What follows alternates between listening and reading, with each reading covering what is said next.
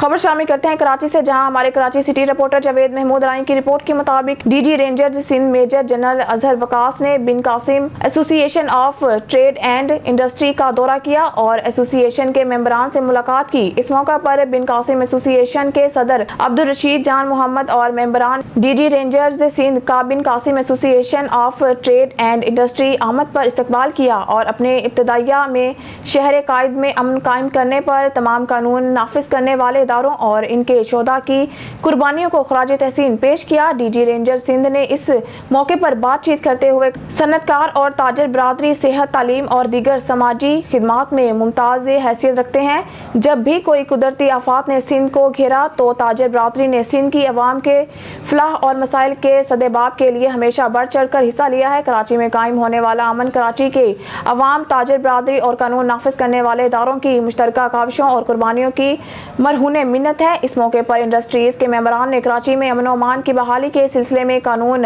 نافذ کرنے والے اداروں کی خدمات کو سراہا اور بحالی امن کے اقدام میں اپنے بھرپور تعاون کا یقین دلایا۔